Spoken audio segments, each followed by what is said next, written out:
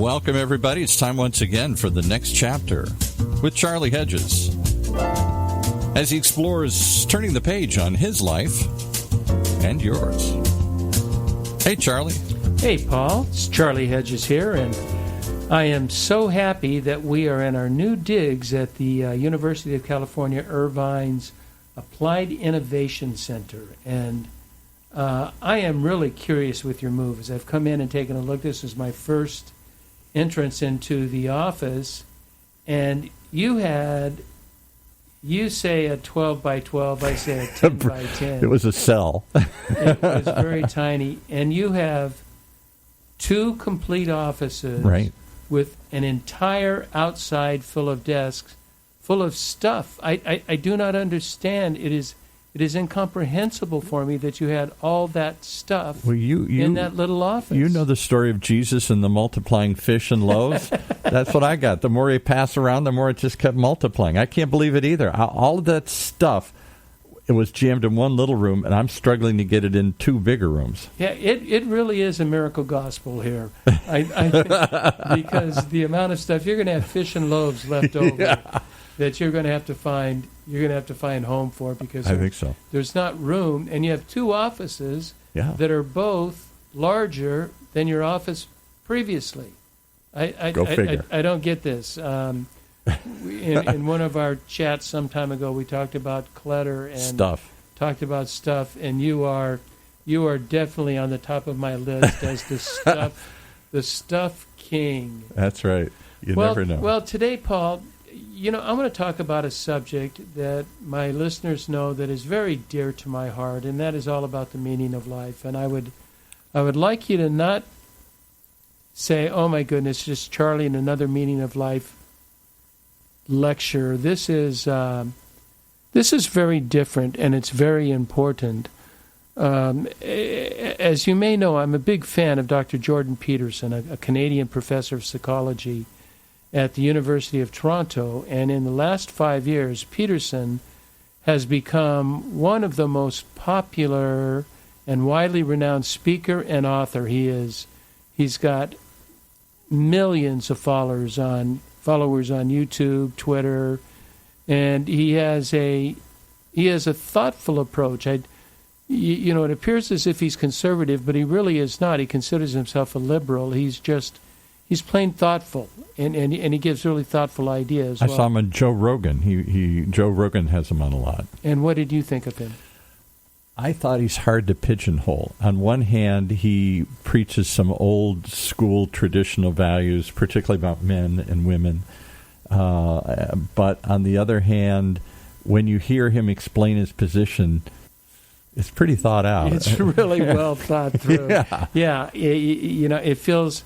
I kind of feel like I do in our discussion of politics today that I really am hard to pigeonhole, because I see the positives and the negatives of both, and it is really so troubling to me that I really can't be a strong proponent of either, and I'm feeling like I'm left to my current values, where what is most important to me and what endangers what I believe, and I'm not going out and saying what I believe, what I don't believe, but just say it is a time. I encourage everybody during this time, and this is an aside, to do research of both political parties, both political candidates, and try to get information as you can from primary sources rather than from the pundits, because the pundits all are so prejudiced and it's spin. I was in PR for years. The spin rules on both sides. You try and spin the ball so in tennis, if you hit the ball one way, it spin. If you put a spin on it, it flies right. If you put another spin on it, it flies left. That's what they've been practicing and perfecting for years. The art of the spin. And the art of the spin in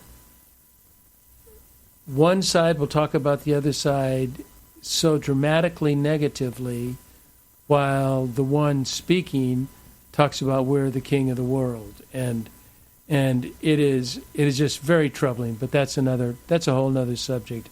But Jordan Peterson is a good thinker. I've listened to him live. He makes you think. First he makes you mad, and then he makes you think. Yeah, well, he doesn't make me mad, but he makes me think. I mean, he makes a lot of. For example, I saw a debate he did with a lot about men, and he always with says, "Well, Kathy Newman in Kathy England." Yeah, well, he just nailed her. I mean, it was, and she was so mad by the end of this thing here, and he was like, "I'm not trying to make you mad, but okay, I'm gonna make you mad. I'm just going to give you facts." Yeah, the equality of opportunity versus the equality of outcome, and that's a very difficult debate that we're not going to get into. So right. Today, as I said, we are going to talk about the meaning of life, and Jordan Peterson has a YouTube video that I'm going to post. It's only 20 minutes, and it is so worth your time. And it's titled The Meaning of Life, but it goes much beyond just that sort of trite concept of the meaning of life. And he offered some very fresh ideas that got me thinking about the meaning of life from a whole different filter. Okay. And so because he seems to advocate kind of a code.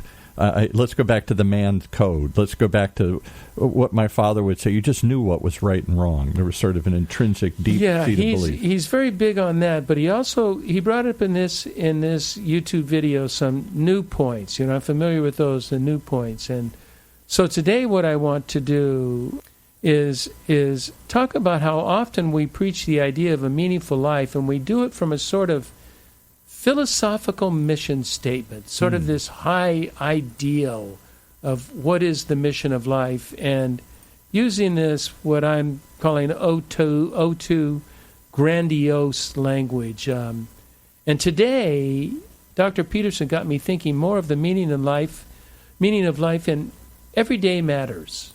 Everyday things that we are dealing with. In other words, what do I do on an hour-by-hour basis that attributes to a life worth living well? And I think that's really critical, rather than saying, "Oh, I'm for all these causes, I'm for that." How are you dealing with the people next to you? How are you dealing with your life today? What are you implementing in your life that creates a sense of something we're going to be calling much later a noble aim, and I've for now titled this podcast "In Pursuit of a Normal Aim." And to get into this, did you say normal or noble? I said normal and meant noble. That's what I thought. Right. Thank you for the correction. A noble aim. There's no such thing as a normal aim. A normal aim. I think I got a pretty normal aim. Yeah, normal aim. Yeah, give me a beer and and a game, and I'm okay. That's right. Now, to get into this, for everyone, producer Paul and I will discuss this meaning of life on a much more granular level, dealing with the day-to-day, rather than this grandiose mission statement. So I would like to begin with, what is the problem? And so, Paul, I'm going to surprise you to start with you, and in your opinion, when we come to granular level of meaning of life, in your opinion, what comes to mind when you think of this ever so tired concept of the meaning of life? Mm-hmm. It's interesting you raise it, because we just did a show earlier with this morning, and I'm going to tie two totally different things together. That's what I love to do. She was on the show talking about how she has chosen to become a unattached nomad.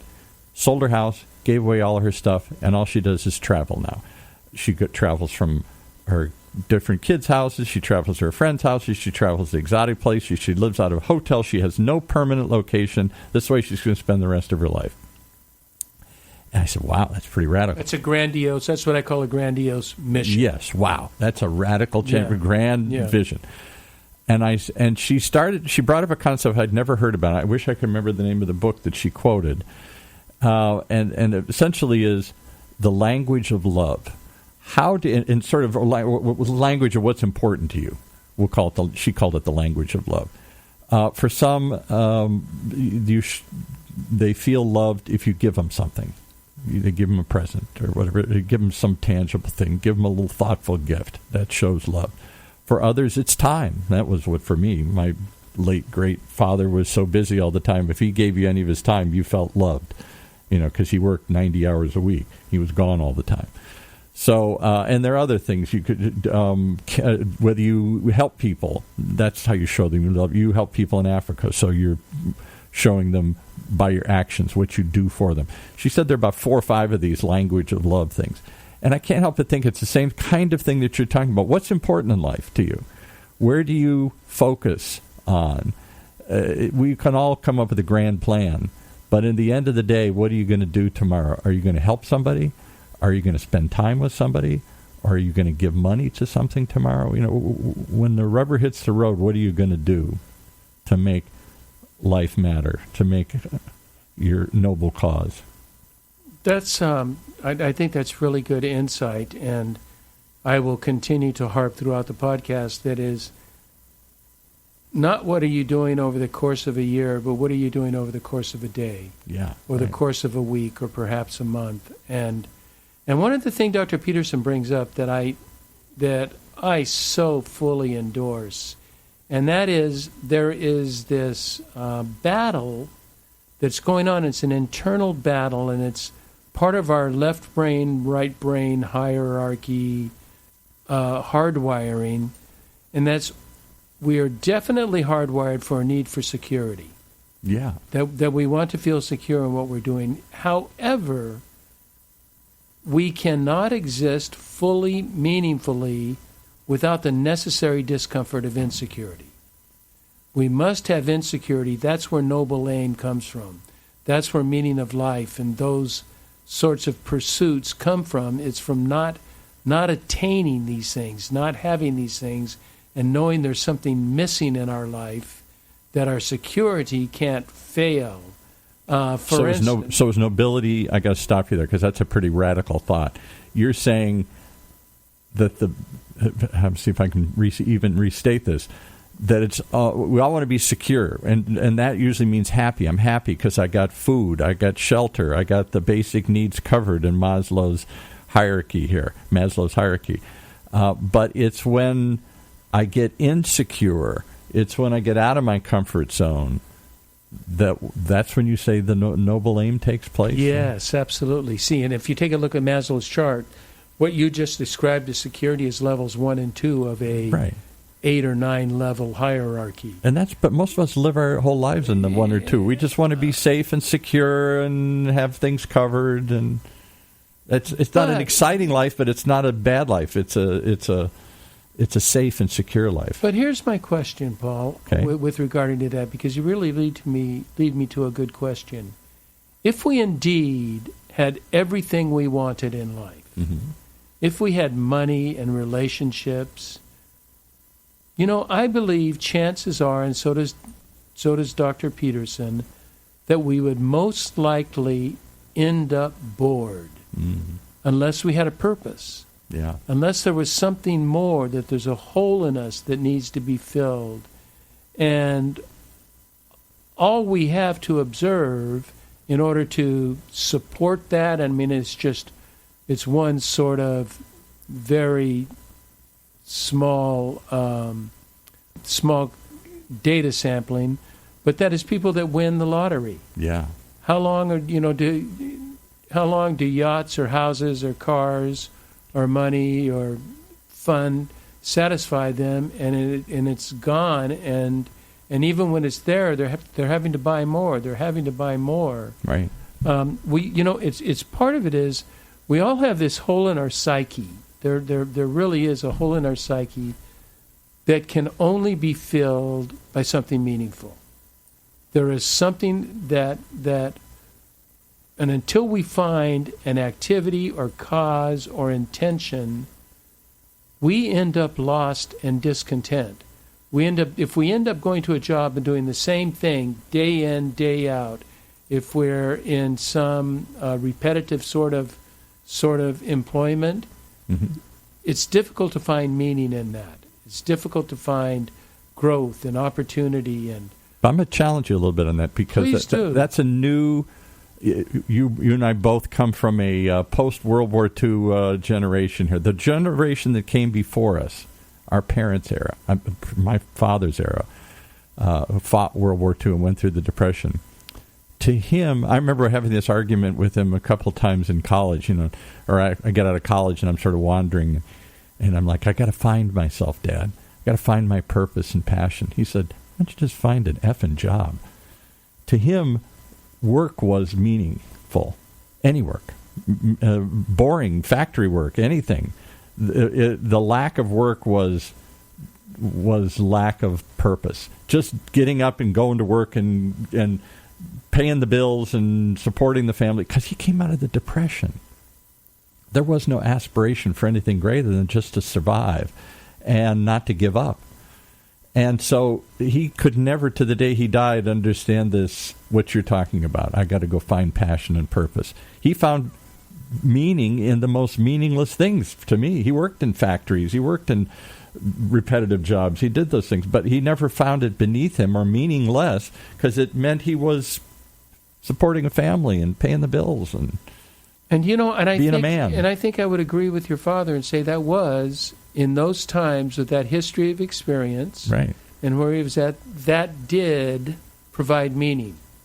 That was a meaning, but times change, right, and things are different, and that no longer is the driving goal of where we are at. That's not our ultimate achievement. I agree, because we've moved up the Maslow's hierarchy, and we have those kinds of basic needs covered. We're not, for most of us, there are still way too many in America this does not apply to, even here in Orange County.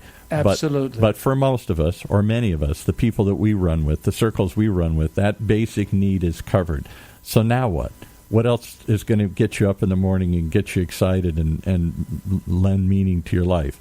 It's not just, thank God I have a job and I can eat today here. Like in Africa. You said, how aspirational are some of these people in Africa that you meet? They're just trying to survive. And if they can survive, hooray, I won the lotto.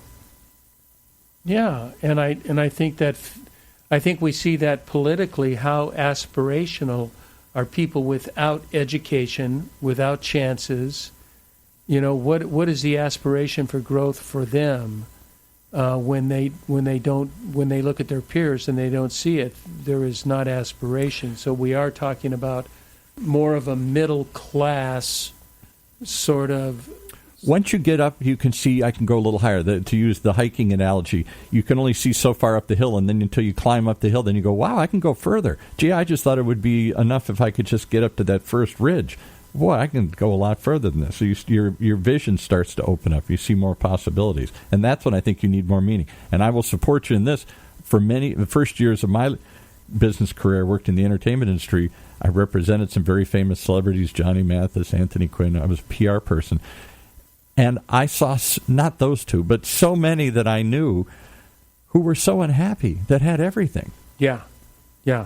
So let's go to Dr. Peterson, and let's go right to our subject matter, and let's go to Noble Aim. Okay. And Dr. Peterson suggests in this quandary of security and insecurity that we require security, but we have one foot in security and another foot in insecurity, which is building up, which is a building up of our esteem, our ego, our needs, our fulfillment in life, our making a difference in life. And in Noble Aim, it is something beyond ourselves.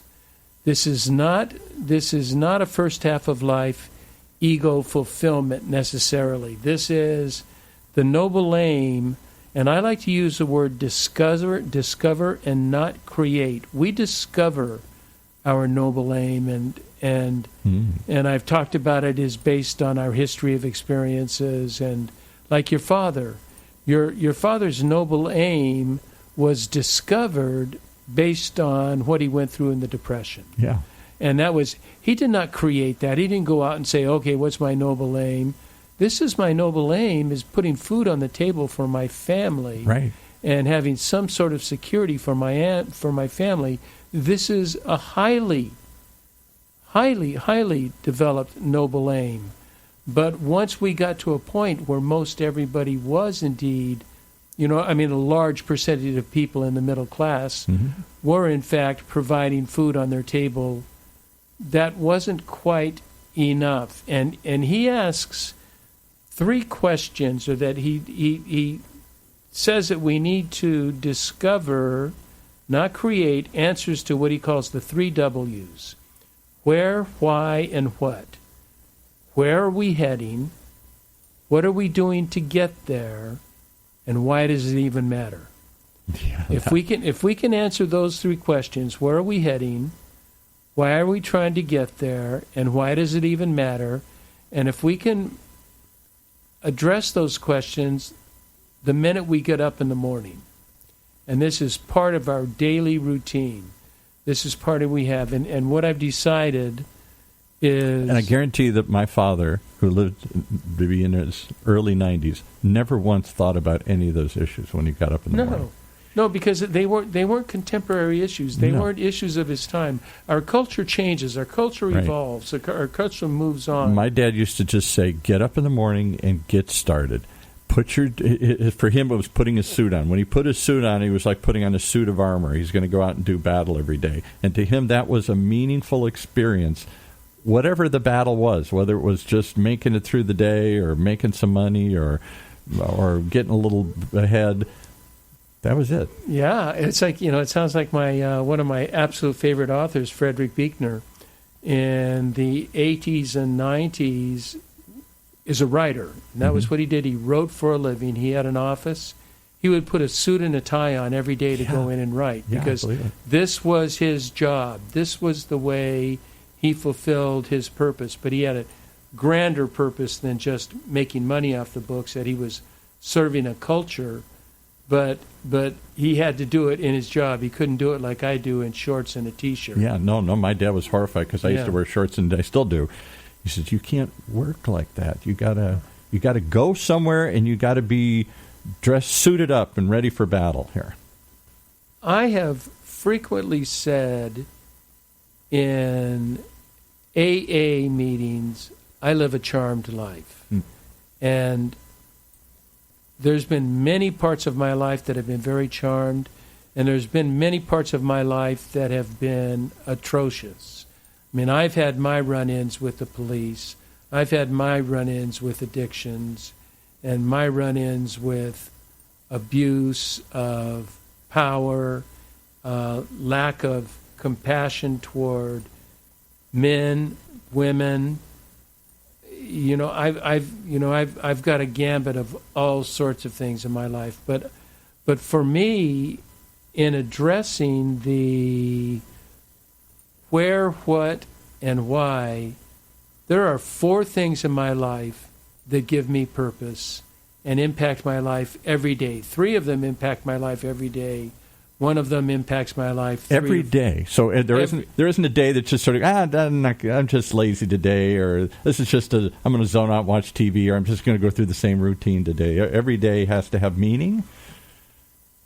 It doesn't have to, but it does, because that's my goal. That's my joy in life.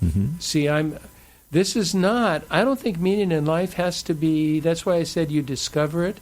Has to be apart from yourself, but it is deeply ingrained within yourself, and when you do it, it's what brings joy, which brings happiness, which brings fulfillment. If it's a task you distaste, it may not be your meaning in life. And so mine are 4 things, and I can briefly mention them. Okay. 1 is a very keen interest in spiritual direction, and that is my work with the contemplatives and the mystics is giving me a whole different view on spirituality apart from conservative Christendom. Now, it's Christian, but it is not conservative, in your face. It's literal. more the Catholic tradition. The Catholics I've got the Catholics that are saying, that are telling me all the time, you're more Catholic than we are. Yeah, say, really. Yeah, but I can't buy all the theology. But but I am studying. I've studied Thomas Merton, St. John of the Cross, and St. Teresa of Avila, which are all Catholics. And now I'm going into an 8-week in-depth study of Teresa of Avila, Right. because I like with that, and I'm studying Bonaventure, who is another Catholic theologian. Right. So the Catholics have the corner on the market of spiritual direction. Well, because that's what they focused on for centuries. It's that it wasn't like evangelicals talking about a personal relationship with God. It was a different kind of. It was a mystical. It was a deep within yourself. It's the tradition of monks and contemplative thinking and a different relationship with getting to know God. It is more than intimacy. I mean, more than relationship. It is intimacy. Right. They go so far as saying divine union. Yeah. Right. Where you in two become one. Yeah. Where you are through gifts of godliness and life, you have the ability to partake in the divine nature, which is a almost heretical thought that you can partake in. Well, and I remember the nuns trying to wrap my head around this. The nuns teaching us when I went to Catholic school as a kid, say, "What's heaven like?" And of course, we all think, "Oh, I'm going to see everybody I know, or I'm going to have everything I want, or I'm going to play all day," whatever this fantasy. They say, "No, you're in the presence of God, and that's going to be so incredible that's enough." And it's like, that doesn't sound very exciting. No, it doesn't. It doesn't until, by God's grace, that I have been able to witness some of that, and I absolutely believe that. I concur with the Catholic nuns that we would be satisfied in the presence of God. But it's so awe-inspiring, so beyond what we can expect. It's just like this, ta-da! You're there, and oh my goodness, you can't. You picture your most ecstatic experience on divine steroids. Yeah, right.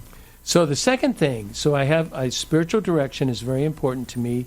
That is daily. I won't talk about the number of times. But you have a routine. Daily. I mean, you actually go through and start your day and spend a considerable amount of time focusing on today's spirituality. It's not just one time a day. It's 3 times a day. 3 times a day. So you're like the monks. Don't they get the monks that get called? They have offices, but they have 6 or 7 offices a day. I have 3.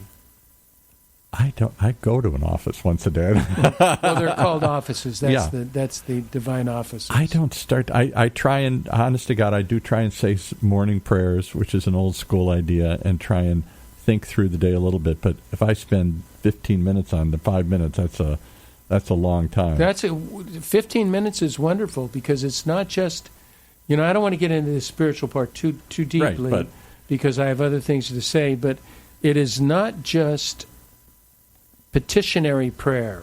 I'm not just asking God to serve me. I am asking God to get rid of my selfish self, my ego, so I can merge more with my true self that is at one with God. And so that calls for deep contemplation. Now, don't think I don't suffer immense distractions in the midst of that. I'll bet. My mind going all over the damn where. But God is honoring that right now. And so, anyway, let's just leave it at that. I don't want to go deeper into that. So that's one of your priorities to find. So the second one is... That's your noble aim every day. One of my noble aims. The second one is active involvement in helping the poor and disenfranchised. And my poor and disenfranchised happen to be in Africa and India. And that takes, not including financial support, but my time and physical support, between 10 and 25 hours a week. So every day I am working with Wells of Life, and I'm working on some kind of thing that can improve the health and welfare. We're moving into becoming not only a water organization, but a public health organization. Right. Where we are building sanitation, right? Well, sanitation, but we're building in schools. We're building sanitation and hygiene teaching. We're offering latrines. We're offering water stations, hand washing stations for COVID. We provide feminine hygiene materials. Mm-hmm. All of this for schools. It's a big effort, and we're really moving on that effort right now. That will be a 2021 initiative. I applaud you because, in all honesty, I do not spend every day or probably many days trying to help the poor or those around me. I aspire to. I'd love to, but life intrudes, and I got to get dressed and get in the car and get going and get to work and. Well, this is where it is good for you to ponder what are those things to discover within you. What are those things that are important in service? And I would argue that your service and what you're trying to do with these new studios and the goals that you have are really service-oriented goals. And I think those are noble aims. I think those are noble aims for you. And they feel like it. They do have a noble feel to. I feel like I'm trying to aspire to not just help me and make more money, but to raise a level of consciousness and awareness and discussions, open up dialogue that nobody's having in ways that we're not having. Tell me how you wake up in the morning with those goals. You wake up very differently than when you had no goals, when you had just the same old. Now you've got a very energizing. Can't wait to get started. Exciting feel. I'm in my mid-60s. I thought I was in the long fade to black, to use a movie analogy. But I feel for the first time in a long time that I feel like there are new possibilities. I'm at the cutting edge. I'm at the front edge again here. It feels exciting to be innovating. That's incredible. And so I happen to fall into Wells of Life, and I buy into the mission. I buy into our increased mission of women and children in schools, and latrines where we're building private latrines for girls with private stalls, so they are no longer mocked for their feminine hygiene times. They have washrooms, and with COVID and with just general hygiene, we're providing these hand washing stations that have 4 spigots that they can, with soap, that we're providing soap, that they can keep clean and can hopefully prevent the spread of this virus. Everybody listening, I'm sure, has the same reaction, and I had mind-boggling. You mean girls don't have separate bathrooms? No. Soap isn't readily available? No, neither is hand washing. No. And so the boys will take over the current latrines. And so the boys, they will be doorless routines. They're boys. They can just go in and pee in a hole because they're just 6 by 12 inch holes in the ground. They are not toilets. But we have handrails in the new ones that the girls can use handrails to lean down. It's really a sophisticated latrine that's really quite exciting. This is a handrail that lets you so you don't have to squat. Well, you have to squat, but you can hold on to something. Hold on to something. Yeah. Right? Wow. Yeah, it's really very exciting. It's a different world. Right. And so, a third one for me, and this is one for everyone.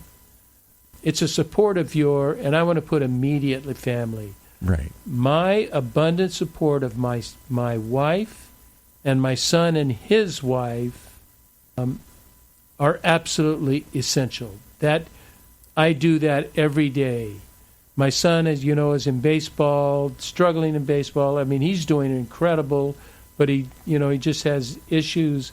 I only send positive emails or texts to him. Only positive. Never, why didn't you do this? Why didn't the team do that? I don't say that. I only give him positive. Boy, too many sports fathers are the opposite. It's nothing about the 10 good things you did today. It's the one bad catch you made or the one thing you missed today. And you know how much he talks to me? Talks to me all the time. Yeah, right. And he views my wisdom.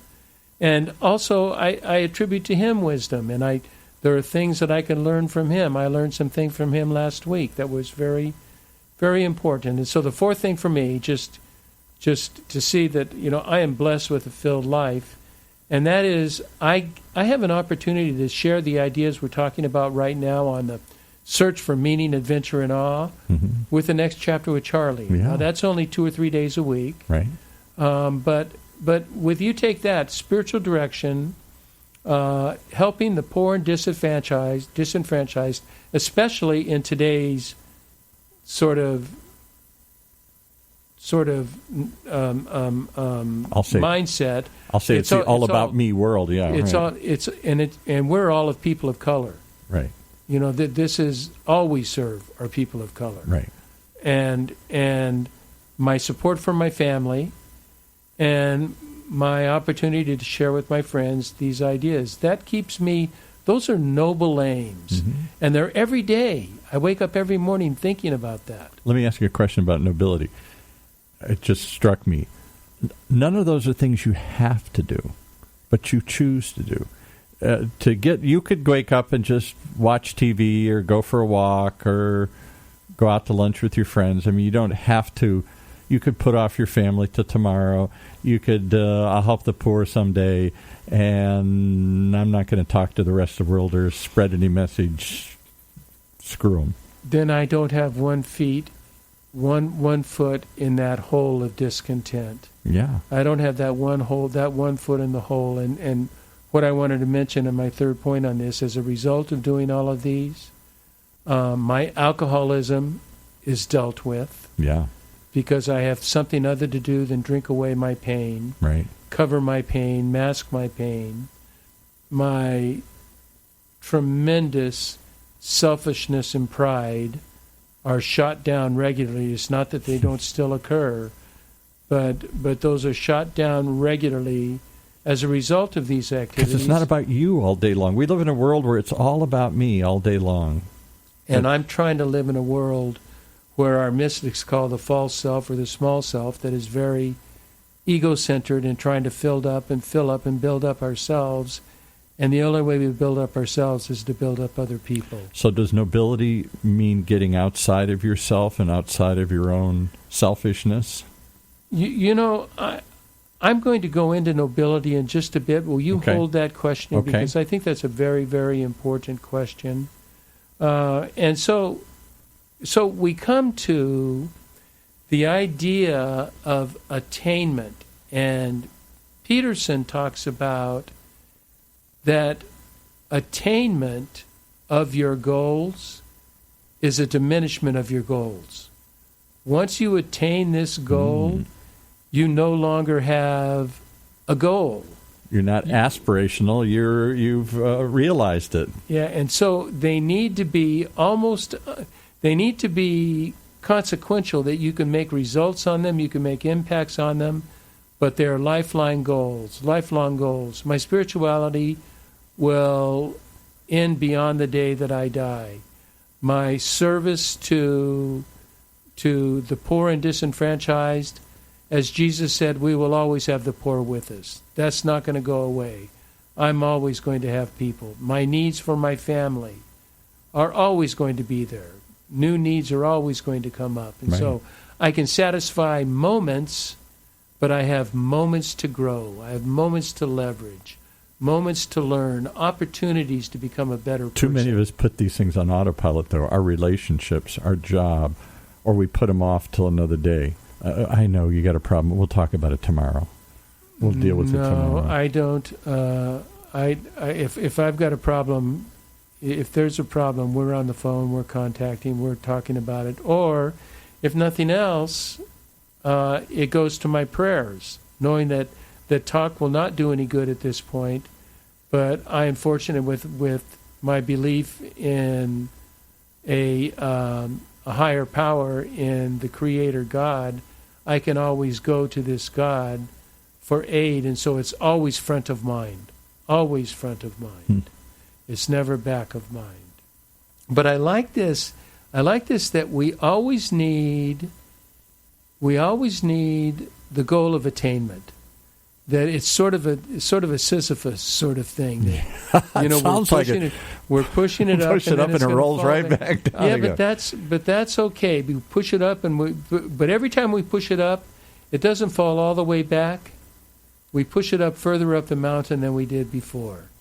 It's not the same push. That's the way I take it. Well, it's the way people love to say in positive circles. Life's a journey. It's not a destination. But it is, it is so trite, Paul, but it is so true. Yeah. It's so doggone true that life is a journey, but life is... I disagree that life is not a destination. Life is a series of many destinations, many, M-I-N-I, of small destinations that we achieve this destination to go to the next destination, to go to the next destination. Milestones along Milestones, thank you. That's right. an excellent word. That's an excellent word. That works really well. And now, unless we somehow, in my opinion, address the answers of Peterson's 3 W's, we are likely facing some important, I'll get philosophical, some important existential discontentment. Unless we can define where we are headed, what we are doing to get there, and why we are getting there. Those are the questions that I think underwrite or pertain to the noble aims. And what are the questions? But the questions that remains about this requires discovering your noble aims. And please note, as I said earlier, you discover your noble aims. You don't create them. It's not that I'm going to go out and I'm going to take it's not just Bill Gates. It's Bill not just Gates time noble waster aims. stuff. I'm going to fill up my day. I need to do something, so I'm going to. Or I read somebody that I really appreciate saying, "Oh man, those are good goals. I need to assume those goals." Like his goals, right? No. What are yours? And I listed 4 ways to identify yours, and please, because that's where my father and I dozens. would fight. He'd say, "Well, I want to go find myself. I want to go find my purpose. I need a goal." And it's like, just get up and go to work. That's the goal. Well, the first thing is understanding our life circumstances, and I think your father is a prime example. His life circumstances determined his goals, Right. and he discovered his goals through there. He didn't need to create any new goals, because through the pain and through the difficulties that he experienced, he had a fine goal of taking care of his family. Yeah. That is a noble aim in my mind. Mm-hmm. That is a very noble aim. And it was more than that. I'll say this because it was the World War II generation, and I think he wasn't alone in doing this. He had an internal code. He knew what was right and wrong. He wouldn't. I'm not saying he was a perfect guy and he wouldn't bend the rules and all this stuff, but like in business, he used to say he was horrified later in life when he saw the meltdown of big companies, how they would cook the books and do all these things that were just outright crooked. There have been so many examples of them in the last 20, 30 years. And he said, I can't understand how to do that. How could they live with themselves? It's just wrong. He had, what I'm going to add is my, as a 4th one right here, and that is an IGS. He had an internal guidance system. Very much so. And this is from our Very history of experience, and I think it's the work of God, and I think it's the work of society that we live in, that we see what works, and we have this internal guidance system that is holy, and it is right, and it is good. And if we honor that internal guidance system, Dina Crowder labels this term internal guidance system. Mm-hmm. I used to call it the internal GPS, but I like the internal guidance system even better. That I think your father lived in accordance with that, and I think all of us have an internal guidance system, and it's essential to discover that and live according to that. What is our internal? But if movies are a reflection of society, and I really believe that because I'm a big movie nut, I know you are too. You think of the movies that were made in my father's generation, and they were, the guy just, it was always one man against the world, and even though it wasn't the smartest thing to do, the easiest thing to do, he did what he thought was right, always, in the movie.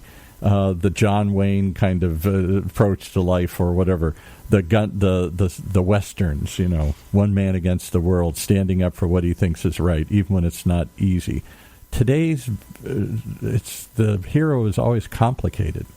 The hero, it's not clear if he's a good guy or a bad guy, and he's never sure what he should do next. Well, because the small H hero, I think has a much better internal guidance system because he is so much less influenced by power structures that determine his goals, such as our leaders at the top today have so many other impacts and impetuses that determine what their IPS is, their IGS is. And we live in a world which seems to be, it's what you can get away with. Not what's right or wrong, it's what you can get away with. How much can you fudge? How much can you fidget? How much can you get away with? And if you get away with it, then it's good. If you don't get away with it, it's bad. I would encourage readers our listeners who happen to read my blogs to check my blog from last week, which was on Needed, Leaders with Character. Yeah, that's to me, you and Terry talked about that. I think that was to me what my father had tremendous character, and men of his generation did too. They had an internal guidance system that even if it wasn't always in their benefit, they said, okay, I know everybody else is doing this. I probably could get away with it, but I can't. I can't live with myself. It's wrong in my view. There is a code. And that Jordan Peterson seems to harken back to that sort of internal code, that man code of what you should do and shouldn't do.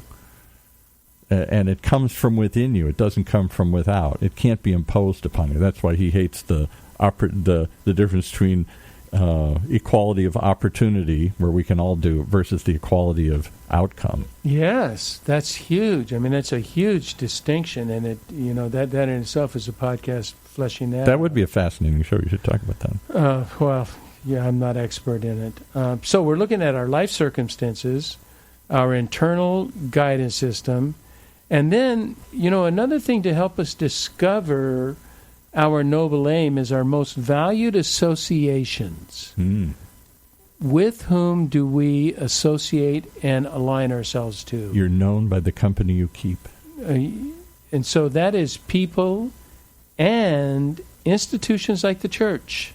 The fading away church, and I believe the institutional church has in many ways failed us today, and yet the institutional church has given us guidelines, has given us ideas of what might be good and not so good. And what do you do? I was another rabbit hole, but we've talked about in modern society, nobody dies; they just pass away, and we have no services and we have no ceremonies. And we just want to get it over with. We lose some. We don't know what to do in those moments. The churches of the past, whatever they were, gave you some guidance. They gave you some, not just rules of behavior, but kind of helped you through moments like that. That is one of the reasons I am not a Catholic, and I have difficulties with some of the theology of Catholic churches, although I am drifting towards a mystic in Catholicism.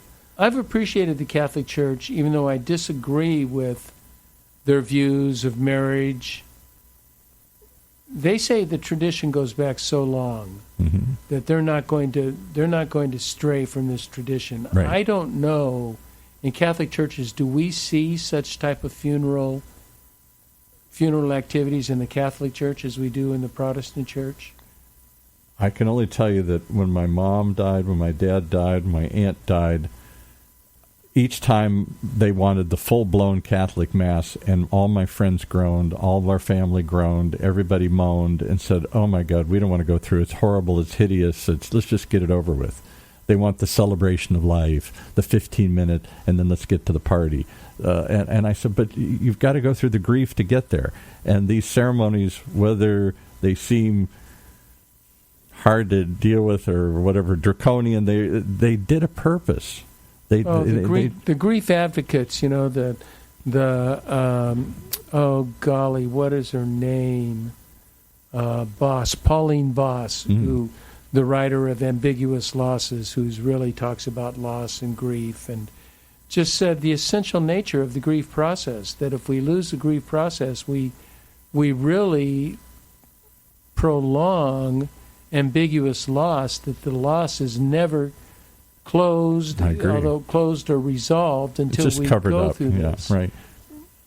I went, and all of them were out in the desert. They all got buried through forest lawn. And I asked the directors there, I said, what is the norm these days? He said, we're going out of business. Nobody has funerals anymore. Nobody, forget about the old-fashioned ones where you go to the grave and you lower them in the casket and all that. That's way gone. Nobody even has caskets anymore. But there's no funerals. There's a celebration of life. It's 15 minutes, and then let's get over with it and on to something else. It's very quick. It's very superficial. There's not much. There's nothing to follow. It's sort of ad hoc. You make it up. Anybody want to say anything here? Okay, not. Yeah, I can't imagine for me going to a family member that is close to me and I have some impact on how the funeral is going to go, that I can't go to a grave site and take a handful of dirt and put it on the grave. Nobody does that. They look at my friends would say, "Oh, that's hideous. That's horrible. Oh my God, we're not going to go through that. Oh, geez, who wants to do that?" You need to go through some of that. I found, because it guides you through it and it gets you through it and it forces you through it. Otherwise, it is just let's put it aside and get back to living here. How do you think let's do full circle on this, Paul? Mm-hmm. Do you have any idea of how this relates to Noble Aim? Well, I guess I'm just saying that there was part of it was a nobility of purpose. I wasn't just doing it for me. Again, if in a world where it's all about me, then I'm not going to go through all that. It was also about honoring them. It was also about acknowledging who they were and what their wishes were, and to make it add some meaning to this. What doesn't seem meaningless, they're gone. All of that was an attempt to reach for something beyond that. I think you're aiming at here. Nobility is reaching to some greater purpose here than just getting through it today. Yeah, I like that. I think that's very helpful. So my four suggestions of discovery, not creating our noble aims, understanding our life circumstances and how they impact what our noble aims are, understanding our internal guidance system and how that drives us to who we are, our valued associations with people and institutions and how they impact us. And finally, there's this element of our psychology. We are hardwired psychologically, and without getting into the depths of it, I know there are several instruments that are not that expensive, that are very helpful in helping us understand what our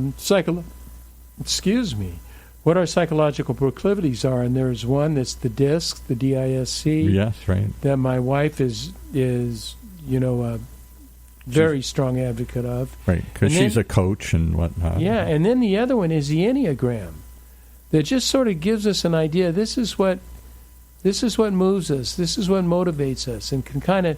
I think all of these things together can help us not create but discover. This is who I am.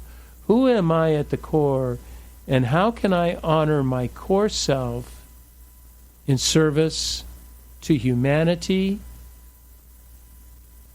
and truly in self-service and making my life a meaningful life, a life that makes a difference to me, that I can awake in the morning refreshed and not dilapidated. You want us to find our core. I'll leave you with a depressing thought. I worry that too many people today have no core. At the core, there's nothing there. It's just fungible. It's all. There isn't a solid set of beliefs. There isn't a solid set of guidance. There isn't one direction you can go. It's all, situational ethics. It's all what works and what doesn't work. It's not deep. It's shallow.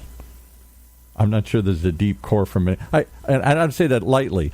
I remember having this discussion with my daughter when she was a teenager, and I said, tried to get her to talk about this seriously, and she just rolled her eyes. I said, what is at your core? What are the things you just believe in that nobody can shake you out of?